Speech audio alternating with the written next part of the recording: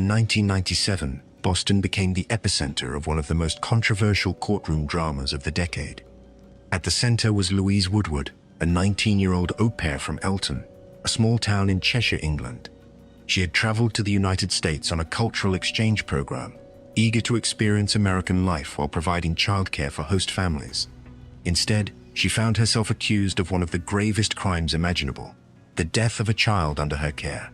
The case began in February, when 8-month-old Matthew Appin was rushed to the hospital. His parents, both young professionals, had entrusted their infant son to Louise while they balanced demanding medical careers.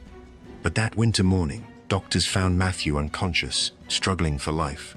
Scans revealed catastrophic brain injuries, severe swelling, and bleeding behind his eyes. Within days, he was declared brain dead. His death became the spark for a transatlantic firestorm. From the start, suspicion fell on the au pair.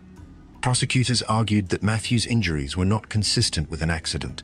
They called it shaken baby syndrome, a term used when infants suffer fatal trauma from being violently shaken. According to the state, Louise had grown frustrated with the challenges of childcare and, in a moment of rage, shook the baby so hard that it caused irreversible damage. The narrative painted her as overwhelmed and impulsive. In court, prosecutors pointed to her youth, her occasional complaints about long hours, and the enormous responsibility placed on her shoulders. They argued that beneath her polite exterior, she was incapable of coping with the demands of full-time infant care. But defense attorneys painted a different picture. They argued that Matthew's injuries could not be attributed solely to violent shaking, and that the timeline offered by doctors was flawed. Some medical experts suggested the injuries might have been weeks old, possibly stemming from an earlier incident long before Louise's final days with the child. Others raised questions about whether shaken baby syndrome itself was as clear-cut as prosecutors claimed. The courtroom became a battlefield of experts. Jurors were bombarded with technical explanations of subdural hematomas, retinal hemorrhages, and oxygen deprivation. Diagrams of the infant brain were projected on screens, while doctors debated the physics of force and the fragility of infants. Each side presented its case with conviction, leaving the public struggling to parse science from speculation. Media frenzy added another layer of pressure. British tabloids rallied to Louise's defense, portraying her as a young woman unfairly demonized in a foreign country. American outlets, meanwhile, split between outrage over a dead child and skepticism of the prosecution's certainty. The case exposed cultural differences in how childcare, responsibility, and trust were perceived. By the time the jury retired to deliberate, the world was watching. For the Appins, it was about justice for their son. For Louise, it was about her life. And for society at large, it was a haunting reminder of how fragile the bond of trust becomes when children are placed in someone else's hands. The verdict that followed would shock both sides of the Atlantic and ensure the nanny trial was remembered long after the gavel fell. When the jury returned in October 1997, the courtroom fell silent. Louise Woodward, the 19-year-old au pair who had become a household name, stood trembling as the foreman read the verdict, guilty of second-degree murder. Gasps echoed across the gallery. The Appin family clutched one another in grief. Reporters rushed outside to beam the news around the world. For a moment, it seemed Louise would spend the rest of her life behind bars. Under Massachusetts law, second-degree murder carried a mandatory life sentence with the possibility of parole only after 15 years. The shock was immediate. To many Americans, the decision felt like justice for baby Matthew. To many in Britain, it seemed a cruel fate for a teenager thousands of miles from home, whose guilt rested on contested science. But the story was far from over. Days later, Judge Hiller Zobel made an extraordinary move. He reduced the conviction to involuntary manslaughter. He ruled that while the jury believed Woodward had caused Matthew's fatal injuries, the evidence did not prove intent to kill beyond a reasonable doubt. Instead, he imposed a sentence of time already served, 279 days, plus 2 years of probation. The ruling set off a storm. For the Appins, it was devastating. They stood on the courthouse steps, insisting their son had been denied justice. "Matthew was killed by someone we trusted," his father said, "and now that person will go free." Supporters rallied to their side, arguing the judge had undermined the jury's hard work. In the UK, the reaction was the opposite. Headlines called Zobel's ruling a victory for fairness. Crowds cheered as Woodward's parents emerged from their home, thanking the British public for its support. To many, Louise was no longer a murderer but a victim of a broken system, punished for an accident or for medical uncertainties that experts still debate today. The scientific controversy only deepened. Prosecutors maintained that shaken baby syndrome was clear and irrefutable. Defense experts countered that the infant's injuries might have been the result of an earlier fall or a combination of factors. The case became a touchstone for medical journals, law schools, and advocacy groups questioning how much weight juries should give to contested science. After her release, Louise returned quietly to the UK. She kept a low profile, studied law, and later became a mother herself. She rarely spoke publicly about the case, but in occasional interviews, she insisted she had never intended harm. The Appens, meanwhile, established a foundation in Matthew's name, dedicated to preventing child abuse. The Louise Woodward trial remains one of the most polarizing nanny cases in modern history. It wasn't just about guilt or innocence, it was about trust, responsibility, science, and the vast gulf between public perception in two countries. For every parent who saw her as a reckless caregiver who failed their child, another saw her as a teenager crushed under the weight of tragedy and flawed forensic certainty. In the end, one truth stood above all the debate. A child's life was lost, and two families, one in Boston, one in Cheshire, were forever scarred. And as the gavel fell, the case left behind a haunting legacy. When trust is placed in a caregiver, even the smallest doubt can become a lifelong shadow. In the early 1980s, the small towns of Florida began to whisper about a young babysitter who seemed to trail tragedy wherever she went. Her name was Christine Falling, and she was barely out of her teens when families first trusted her to watch over their children. On the surface, she looked unthreatening, overweight, socially awkward, with the demeanor of someone who wanted to belong. But beneath that unremarkable exterior lurked one of the darkest patterns in American childcare history. Between 1980 and 1982, at least 5 children, all under the age of 4, died suddenly and mysteriously while in Christine's care. The deaths were scattered across different households, different towns, but one constant tied them together: the babysitter. The parents described the same story again and again. Their children were healthy when they left them with Christine, only to return hours later to tragedy. The cause of death was never obvious. No knife, no gun, no visible trauma. Just lifeless bodies and a babysitter who insisted she didn't know what happened. At first, doctors were baffled. They attributed the deaths to sudden infant death syndrome, pneumonia, or heart failure. After all, infants and toddlers can die unexpectedly, and in rural Florida, detailed autopsies were not always routine. Christine quietly moved from job to job, each time leaving behind devastated families who thought fate had struck cruelly. But suspicion began to mount. When 3-year-old Jeffrey Davis collapsed and died suddenly in 1981, it struck those who knew Christine as one tragedy too many. Only days later, another child she babysat, 4-year-old Joseph Spring, died under almost identical circumstances. The odds of so many unexplained deaths clustering around one caregiver were astronomical. Authorities could no longer ignore the pattern. Forensic pathology provided the breakthrough. Medical examiners revisited the cases and found subtle signs of suffocation, tiny hemorrhages in the eyes and lungs, patterns consistent with smothering. These were injuries invisible to the untrained eye, but unmistakable once investigators knew what to look for. The theory emerged. Christine had been smothering the children with blankets or pillows, creating medical mysteries that were not mysteries at all. Police brought her in for questioning. At first, she denied everything, insisting she was simply unlucky, that children just seemed to die around her. But under pressure, her story cracked. She admitted, in a chillingly flat tone, that she sometimes just felt the urge to smother children when they cried too much. It was not about mercy. It was not even about rage. It was compulsion, and she seemed disturbingly detached as she described it. When news of her confession spread, Florida erupted in outrage. Families who had once entrusted her with their children realized they had let a predator into their homes. Headlines branded her the babysitter from hell, a name that stuck as her trial approached. The courtroom would reveal more about her troubled upbringing, her fascination with violence, and the chilling simplicity of her crimes. But already, one thing was clear. Christine Falling had turned the most ordinary job of trust into a nightmare no parent could have predicted. When Christine Falling stood before a Florida judge in 1982, the quiet teenager who once looked like an ordinary babysitter was now framed as a predator who who had betrayed the deepest trust of all, the bond between children and their caregivers. Her flat demeanor during interrogations carried into the courtroom, leaving jurors and spectators unsettled. How could someone so young speak so casually about suffocating children she had been hired to protect?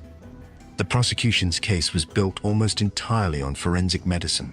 Pediatric pathologists explained how her victims showed signs of asphyxiation, pinpoint hemorrhages in the eyes and lungs, subtle internal damage consistent with smothering. They stressed that these were not freak coincidences nor undiagnosed illnesses.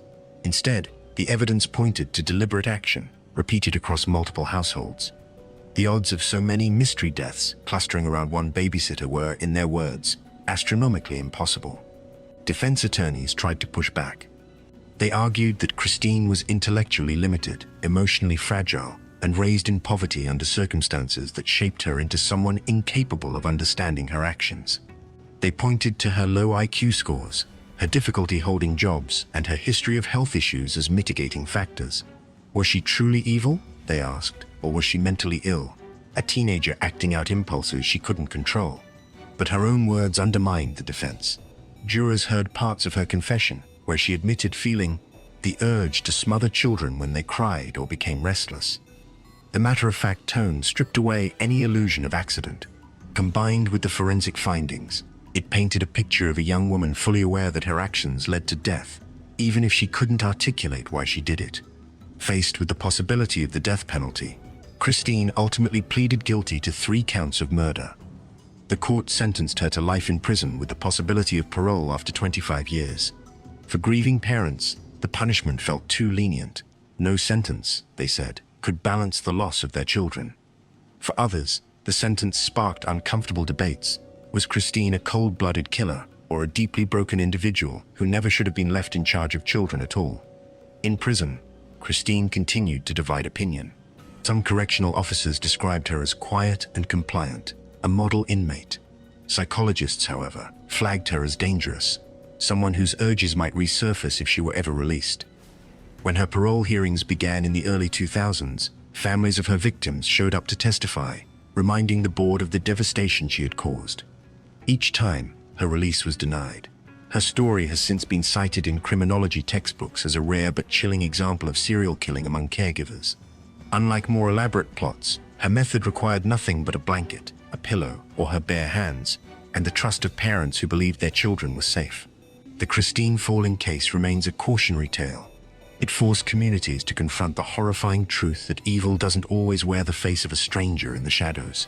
Sometimes, it looks like the babysitter on your living room couch, the one you trusted enough to leave with your children.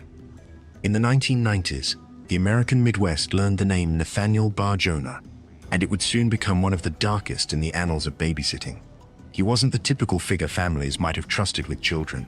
Overweight, awkward, and already marked by a troubled history, Bar-Jonah carried a shadowed past that should have raised alarms long before he became linked to disappearances and chilling rumors. Yet, disturbingly, he still managed to insert himself into the lives of families, often by presenting himself as a babysitter.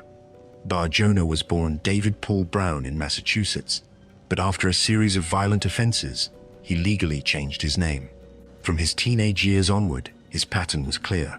He targeted children, especially young boys. Early arrests included attempted abductions and assaults.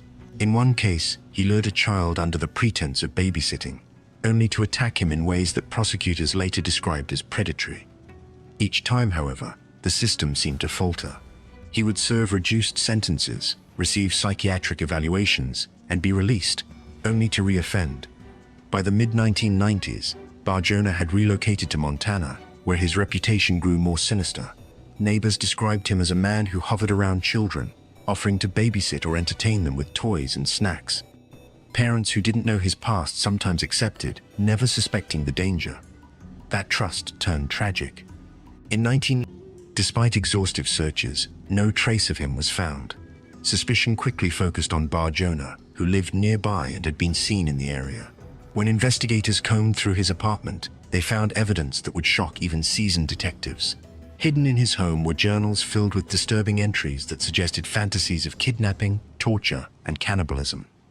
There were also recipes involving meat labeled in ways that fueled grotesque rumors, references to stews, casseroles, and meat labeled with children's names. Though some of the most sensational claims were never proven in court, they seeped into media coverage, branding Bar-Jonah as not just a predator but something darker, a potential cannibal. Forensic evidence mounted. Investigators recovered bone fragments from his property, though they could not conclusively link them to Ramsey. They also uncovered restraints, child pornography, and evidence tying him to a long trail of abuse.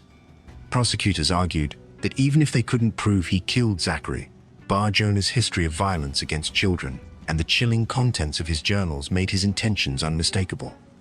The community recoiled in horror. Parents who had once allowed Bar-Jonah near their children were left grappling with guilt and disbelief. How had such a man been able to move across states, change names, and continue presenting himself as a babysitter after decades of red flags? Nathaniel Bar-Jonah's story was no ordinary criminal tale. It was the story of a predator shielded by systemic failures, whose access to children turned babysitting into a mask for monstrous intent.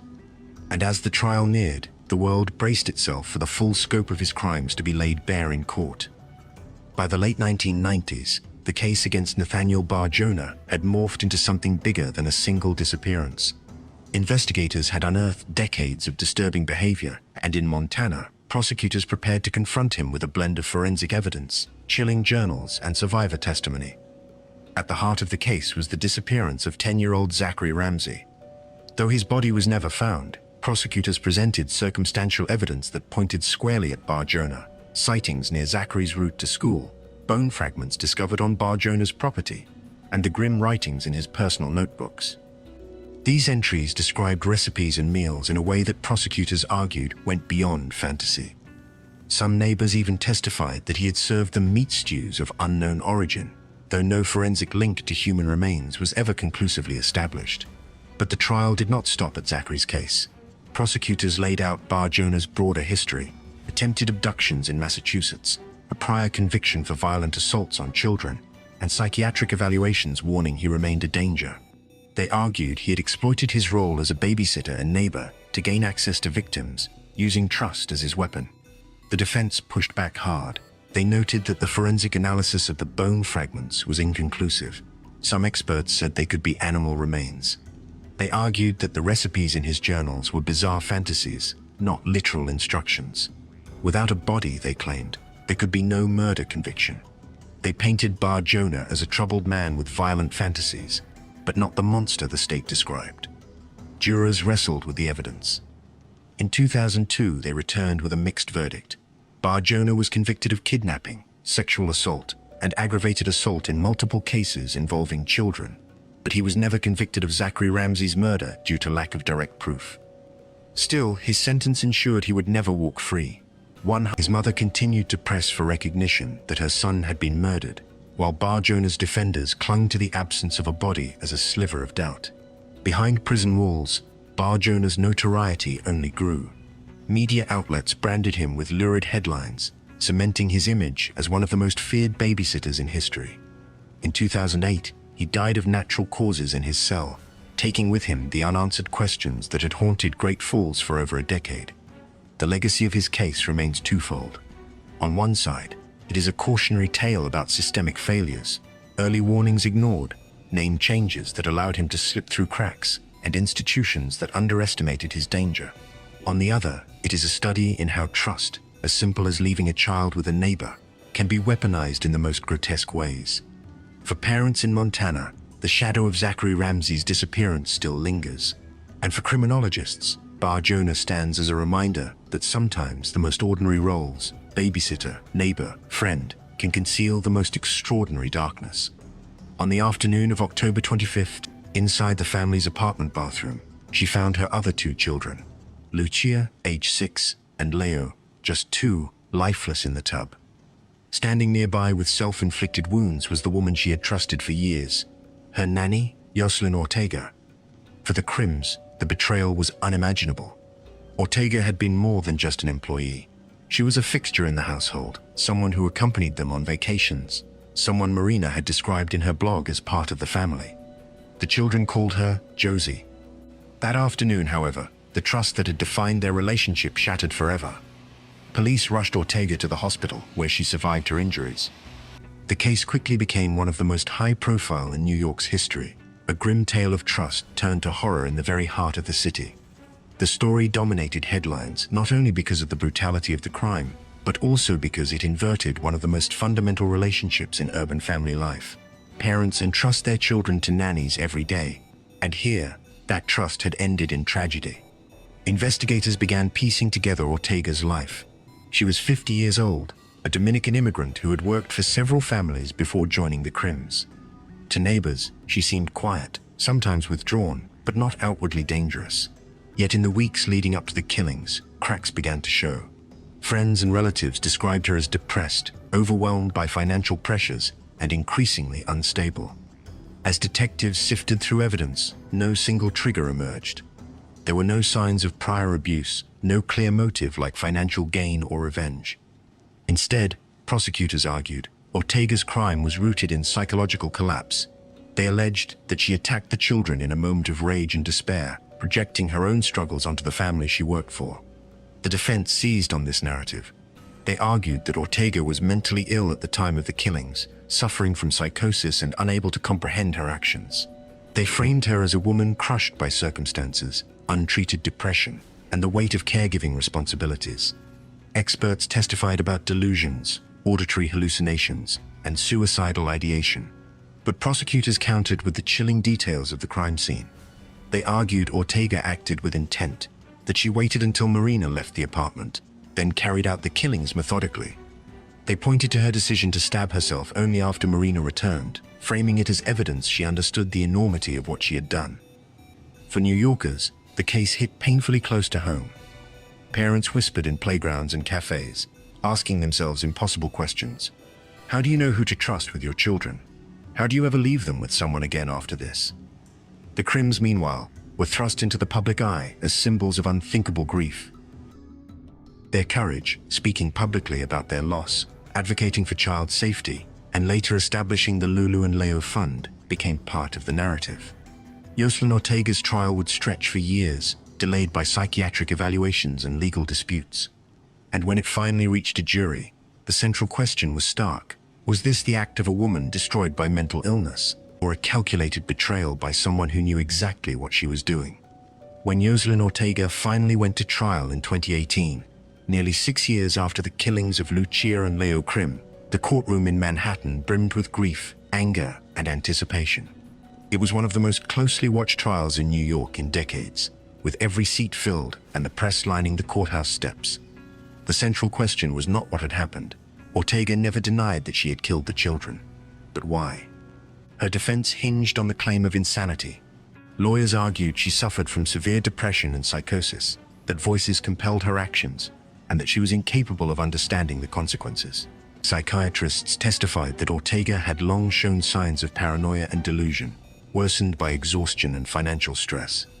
The prosecution countered with a chillingly simple argument. Ortega knew exactly what she was doing. They described how she waited until Marina Krim left the apartment, then deliberately attacked the children with a kitchen knife. They emphasized that her wounds were shallow compared to the children's, evidence of intent to survive. Prosecutors told jurors Ortega was not a woman overcome by madness, but a caregiver who betrayed her role in the most calculated way possible. For weeks, jurors listened to testimony from doctors, psychologists, and family members. They heard Marina Krim herself recount the moment she discovered her children, a mother's memory etched in unimaginable pain.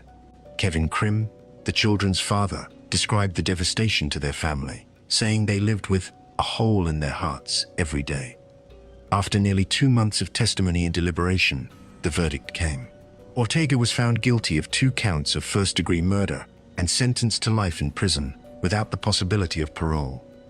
Gasps and sobs filled the courtroom. For the Krim family, there was a measure of relief. Their children's lives had been honored with justice. For Ortega, it was the end of her life outside prison walls. The case reverberated far beyond New York. Parents across the city and across the world re-evaluated the trust placed in nannies and caregivers. The Lulu and Leo Fund, founded by the Krims in their children's memory, became a channel for their grief and resilience, funding arts programs for children and promoting kindness and creativity in schools. Marina and Kevin later wrote that they refused to let Ortega's act define their children's legacy. Yet for many, the case left a scar that no verdict could erase. It was not just about one family's tragedy, but about the collapse of trust in a relationship that millions of families depend on. The Crim's story was a reminder that even in the safest homes, evil can sometimes slip through the front door, wearing the face of someone once treated as family. In the early 1980s, parents in San Antonio, Texas, brought their sick infants to the pediatric intensive care unit, expecting the very best. The ward was designed for healing, with specialized doctors and highly trained nurses watching over the smallest and most fragile lives. Among those nurses was Genene Jones, a woman parents trusted the way one might trust a babysitter at home. Only here the home was a hospital.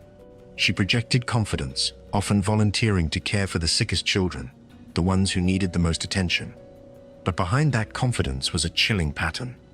During Jones's shifts, the sound of the crash cart, the emergency kit rolled into rooms when children suddenly coded, became eerily routine. Infants who had been stable, even improving, collapsed without warning. Resuscitations became almost daily occurrences. To grieving parents, Jones looked like a hero, always the first to leap in with chest compressions and drugs. Yet to her colleagues, suspicion began to creep in. Why were so many children dying when she was on duty? The whispers spread through the ward. Doctors noticed that children who should have been recovering from pneumonia, minor surgeries, or routine illnesses were suddenly gone. Nurses began to quietly nickname it crash cart culture, a grim joke masking real fear. What nobody could yet prove was that Jones herself was orchestrating the emergencies. The forensic trail started with drugs: succinylcholine, a muscle relaxant used in surgery, and heparin, a blood thinner, began showing up in suspicious contexts. These drugs, in tiny patients, could cause catastrophic collapses, sudden paralysis, unstoppable bleeding, or fatal cardiac arrests. Autopsy reports were inconclusive at first, but over time, medical examiners spotted the pattern. Children who should not have been exposed to these drugs had unmistakable traces in their systems. For investigators, the realization was horrifying. Jones wasn't a healer. She was staging medical dramas, creating crises only to step into the spotlight as the savior. But often, her patients didn't survive. Prosecutors would later argue that her crimes were about control, attention, and a twisted need to be admired. By 1982, suspicions had become undeniable. Mortality rates in the pediatric ICU were far higher than normal, and almost all of the spikes aligned with Jones's shifts. When she was quietly forced out of the hospital, administrators may have hoped the problem would end. But instead of being stopped, she was hired at a small-town clinic in Kerrville. There, the same pattern reappeared. Infants collapsed after routine checkups, and parents once again faced the nightmare of handing over healthy babies only to lose them hours later. For parents across Texas, the betrayal was unbearable. Hospitals and clinics were supposed to be sanctuaries, extensions of parental care. Yet here, the very person trusted to nurture life had turned trust into a weapon. The truth was about to erupt into one of the most infamous medical trials in the state's history. By 1983, the once trusted nurse, treated by parents as a caretaker figure in pediatric ICUs and small-town clinics, now stood accused of the very opposite, turning medical care into a hunting ground. The state's first test case centered on baby Chelsea McClellan, who died after a routine checkup in Kerrville. Autopsy results revealed a lethal dose of succinylcholine, a paralyzing drug that left no chance of survival. Prosecutors built their argument around this single child, knowing that one airtight conviction could secure justice, even if dozens of other deaths went unresolved. Soon after, she received another 60-year term for injuring a different infant who had survived her attack. For many families, the verdict brought a measure of relief, but it was incomplete. Doctors reviewing Jones's earlier years in San Antonio believed the true toll was staggering, perhaps 40 to 60 children killed under her care. The problem was evidence. In the early 1980s, toxicology testing was limited, many bodies had been cremated, and medical records were far less detailed than today. Forensic science had caught up too late. Decades later, those gaps nearly opened the door to her release. Under Texas law at the time, good behavior credits meant that Jones could have been eligible for parole as early as 2018, after serving just a fraction of her sentence. Parents of her suspected victims were horrified. News reports warned of the killer nurse walking free, sparking outrage across the state. Prosecutors scrambled to stop it, They reopened long-dormant cases, exhumed bodies, and combed through surviving files. In 2017, Jones was indicted on 5 new counts of murder tied to her years in San Antonio. Faced with overwhelming evidence and public fury, she entered a guilty plea in 2020.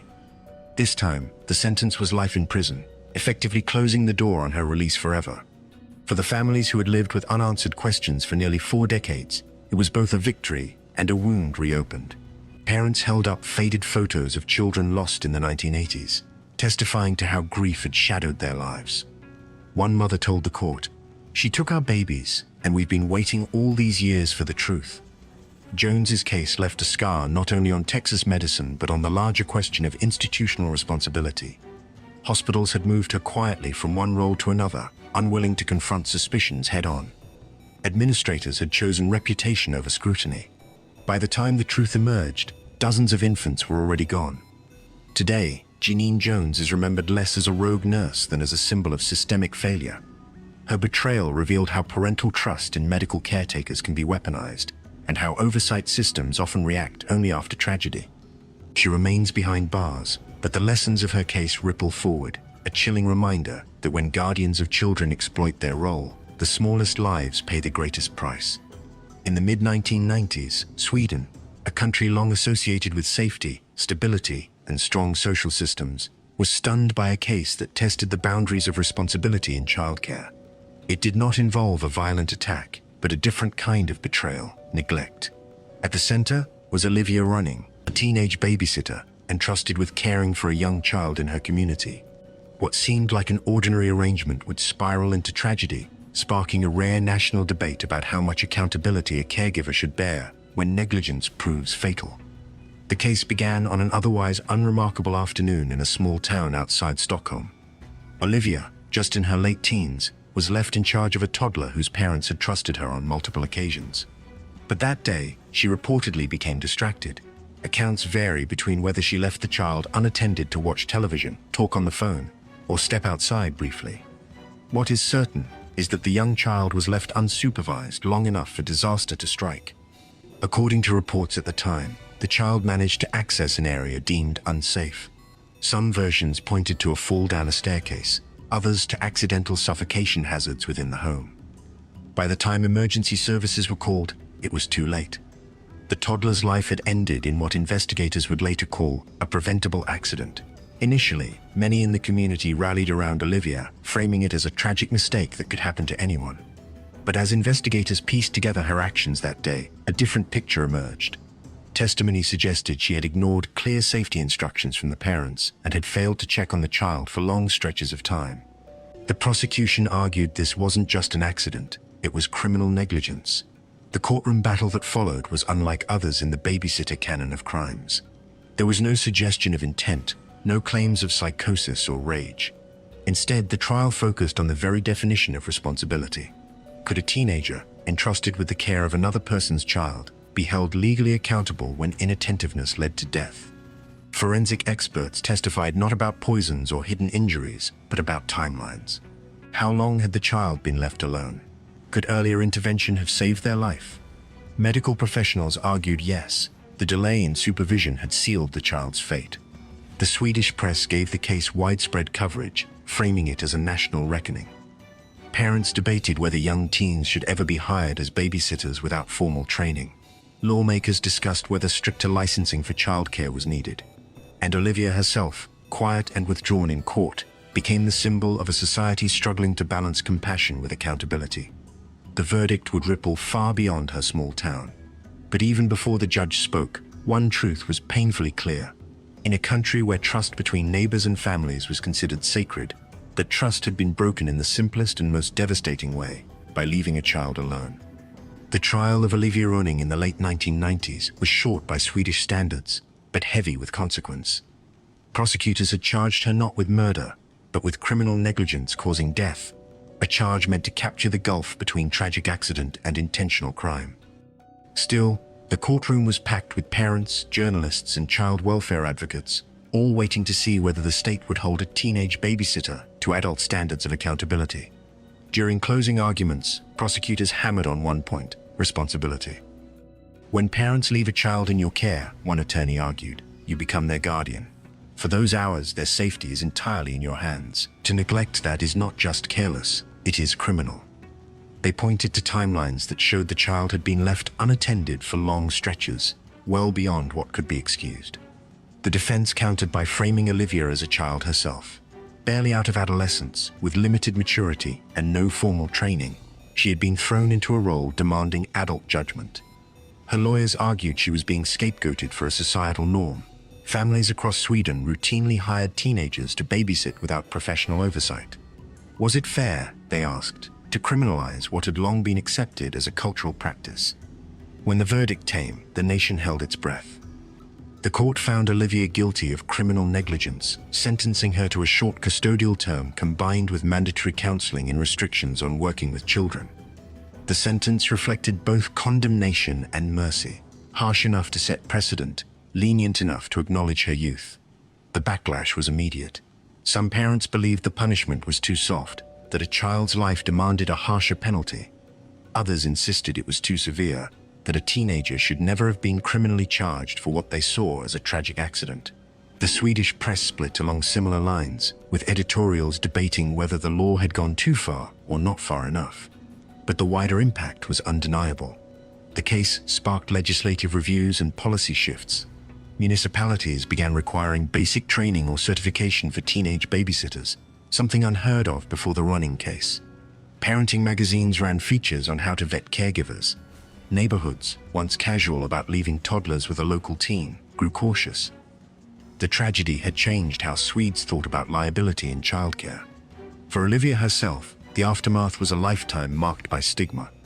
Though she served her sentence and eventually disappeared from headlines, her name remained tied to one of Sweden's rare child neglect prosecutions. For the parents of the child lost, no legal outcome could restore what was gone. They had entrusted their child to a neighbor, and trust itself had been shattered. The Olivia Rönning case endures in legal textbooks as a watershed moment, proof that even without intent, neglect in childcare can rise to the level of crime. And for families across Europe, it was a reminder that sometimes the line between ordinary carelessness and catastrophic betrayal is measured in just a few unattended minutes. In Virginia's Blue Ridge region, Amanda Taylor earned a reputation that would later earn her a grim nickname in the press, the selfie killer. Her notoriety came from the shocking murder of her father-in-law in 2015, but hidden in her backstory was something that unsettled parents even more. Before her crime escalated into national headlines, Amanda had taken occasional babysitting jobs. She was trusted with children, welcomed into households, and allowed into the most intimate circle of parental reliance. For many, that detail reframed her later violence, not as a sudden eruption, but as a betrayal seeded long before. Amanda was just 24 when her personal life began to unravel. Her husband, Rex Taylor, with whom she shared a daughter, died by suicide in 2014. Amanda later described herself as consumed by grief and rage, blaming Rex's father, Charles Taylor, for not supporting his son. That anger festered into obsession.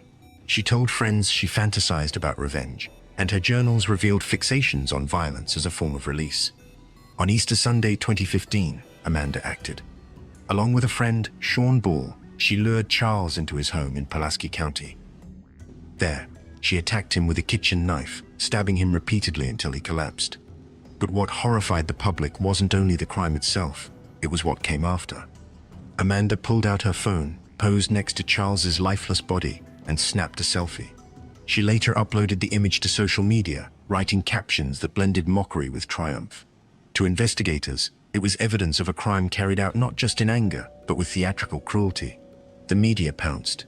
Headlines branded her the selfie killer, a moniker that reduced the complexity of her grief, anger, and mental state into a single chilling symbol, a young woman smiling over death. Prosecutors emphasized the narcissism of the act, arguing that her need for attention was as dangerous as her capacity for violence. When Amanda was brought to trial, her defense team attempted to paint her as a traumatized widow spiraling under the weight of loss. They pointed to her depression, her unstable childhood, and her reliance on Sean Ball, who prosecutors described as her enabler. But the selfie erased sympathy. Jurors couldn't unsee the image of a grinning young woman standing over the man she had killed. In August 2015, Amanda Taylor pleaded guilty to first-degree murder. She was sentenced to life in prison without parole. During sentencing, the judge remarked that the case represented the cold intersection of violence and vanity. Her co-defendant Ball received a 60-year sentence for his role. The story left an uneasy shadow over her earlier work as a babysitter. Parents who had once entrusted Amanda with their children struggled to reconcile the young woman they thought they knew with the selfie killer plastered across national news. Though she had never harmed a child, the very idea that someone capable of such a crime had once been allowed to supervise children unsettled communities far beyond Virginia. Today, Amanda remains incarcerated at Fluvanna Correctional Center for Women. Occasionally, she resurfaces in media retrospectives on crimes driven by social media. But within the broader theme of this series, her case stands out not only for its brutality, but for the subtle warning it carries. Sometimes the people trusted to nurture, whether as a spouse, a mother, or even a babysitter, mask intentions that explode in ways no one could have predicted. Few modern cases illustrate the fragility of trust in caregivers as starkly as the saga of Casey Anthony. Though not a babysitter herself, her story pivoted around a fabricated nanny, an invention that not only derailed an investigation but also symbolized how easily trust in supposed caregivers can be manipulated. In June 2008, 2-year-old Kaylee Anthony vanished from the Orlando home she shared with her mother and grandparents. For 31 days, Casey offered no credible explanation for her daughter's absence. When her own mother finally called 911 saying, "It smells like there's been a dead body in the damn car," investigators were drawn into what would become one of the most infamous trials in American history. Casey's explanation was both simple and devastatingly effective in the early days. She claimed Kaylee had been kidnapped by her babysitter, Zanny the nanny. She spun elaborate stories about this supposed woman, full name Zenaida Fernandez Gonzalez, detailing how she had watched Kaylee for months, taken her to parks, and even lived nearby. For detectives, it sounded plausible. After all, many working mothers rely on sitters. If true, it was a case of a trusted caregiver turned predator. But cracks appeared almost immediately. Police interviewed every Zenaida Gonzalez they could find in Florida. None had ever met Casey or Kaylee. Apartment complexes Casey mentioned were false leads. Phone numbers and addresses given turned out to be fabrications. Within weeks, investigators realized the so-called Zanny was nothing more than a phantom, a cover story masking something far darker. Forensic evidence soon shifted the case. Inside Casey's Pontiac Sunfire, cadaver dogs alerted to the scent of human decomposition. Air sample tests detected chemical compounds consistent with a decomposed body. A single strand of hair, microscopically matched to Kaylee, bore the death band pattern seen only after someone has died. On the family computer, searches surfaced for chloroform and how to make neck-breaking tools. Meanwhile, Casey's behavior shocked the public. While her daughter was supposedly in the hands of a kidnapper, she was photographed partying at clubs, entering a hot body contest, and getting tattoos that read Bella Vita, beautiful life. Prosecutors painted this as proof she wanted freedom from motherhood. By December 2008, skeletal remains were discovered in a wooded lot less than half a mile from the Anthony home. The skull had duct tape across the face, chilling evidence of homicide. With the phantom nanny exposed as fiction, prosecutors accused Casey of killing Kaylee herself. The 2011 trial became a media circus. Prosecutors argued Kaylee's death was deliberate, citing the duct tape and internet searches. The defense countered with an alternate story. Kaylee had drowned accidentally in the family pool, and Casey panicked, weaving lies to cover it up. They accused George Anthony, Casey's father, of helping conceal the death, a claim he vehemently denied. When the verdict arrived, the nation was stunned. Casey was acquitted of murder, manslaughter, and child abuse, convicted only of lying to police. She walked free after serving time already for those lesser charges. For many, the justice system had failed. Yet what lingers most is the symbol at the heart of her lies, the imaginary nanny. The Zanny story tapped into a primal trust parents place in caregivers, babysitters, nannies, teachers. By inventing one, Casey shifted suspicion, weaponizing that trust as a shield. Today, Casey lives in near seclusion, occasionally surfacing for interviews where she maintains she doesn't know how Kaylee died. But the phrase Zanny the nanny endures as shorthand for one of the most manipulative lies in modern criminal history, a cautionary tale of how even the idea of a caregiver can be twisted into the ultimate distraction. Long before modern nanny scandals or babysitter betrayals, one of the darkest caregiver crimes in history unfolded in Victorian Britain. Her name was Amelia Dyer, and by the time investigators stopped her in 1896, she was believed to have killed more children than almost any serial killer in recorded history. The setting was late 19th century England, a time when poverty and social stigma forced many unmarried women into desperate decisions. With little welfare support and harsh judgment against illegitimacy, thousands of mothers turned to baby farmers, women who, for a fee, would take in unwanted or illegitimate infants, promising to raise them or arrange adoptions. To struggling mothers, it seemed like salvation. In Amelia Dyer, they thought they had found compassion. In reality, they had found death. Dyer presented herself as a respectable matron, placing ads in newspapers offering to care for infants for a reasonable sum. She wore black gowns, spoke softly, and promised to provide good homes. Mothers, often alone and vulnerable, handed over their babies with relief, believing they had secured a safer future. They did not know that Dyer's business was not adoption or care, it was disposal. Forensic historians later pieced together her method. Rather than raise the infants, she pocketed the money and killed them, most often by strangulation with strips of white edging tape. Some bodies were concealed, others dumped into rivers. The speed and efficiency of her operations shocked even hardened investigators. She had turned the vulnerability of society's poorest into a grotesque assembly line of death. Suspicion grew slowly. Infant mortality in Victorian England was already high, and deaths of unwanted children were rarely investigated closely. But patterns began to emerge. Too many infants vanishing after being handed to Dyer, too many adoption ads leading to the same address. In 1896, the River Thames yielded the evidence police needed: tiny bodies wrapped in parcels, weighed down with bricks, and labeled with Dyer's address. The arrest was swift, but the investigation dragged Britain into horror. Detectives found ledgers in her home filled with names, payments, and cryptic notes. Some estimates put her killings at over 200 infants, though the true number may never be known. Newspapers labeled her the Ogress of Reading. Courtrooms overflowed with grief-stricken mothers and outraged citizens. The idea that one woman had profited from mass infant murder struck Victorian society like a thunderclap. At trial, prosecutors needed only a few bodies to secure conviction. The jury found her guilty of murder, and in June 1896, Amelia Dyer was hanged at Newgate Prison. Before her execution, she offered no explanation, no apology. She carried the full truth of her victim count to the grave. Her crimes had ripple effects. Parliament introduced stricter regulations on adoption and fostering. Police were urged to monitor baby farmers more closely. But the reforms came too late for the hundreds of children lost to Dyer's greed and cruelty. More than a century later, her case remains a chilling reminder of how trust in caregivers, whether au pairs, babysitters, nurses, or supposed adoptive mothers, can be weaponized. The women who gave her their children believed they were buying safety. Instead, they had unknowingly signed their children's death warrants. In the annals of childcare betrayals, Amelia Dyer stands as the darkest of all. A woman who turned motherhood's most desperate plea for help into a commercialized slaughterhouse. Her name lives on in history not just as a killer, but as a warning of what happens when oversight collapses and society's most vulnerable are left in the hands of someone who sees life only as profit. Across these cases, from Victorian England to modern New York, one truth cuts deeper than the rest. The people trusted most with children sometimes turned into their greatest danger. Parents handed over infants to nannies, babysitters, nurses, even supposed adoptive mothers, believing they were buying safety. Instead, in too many stories, they were unknowingly placing their children in the hands of predators. The pattern is almost unbearable in its consistency.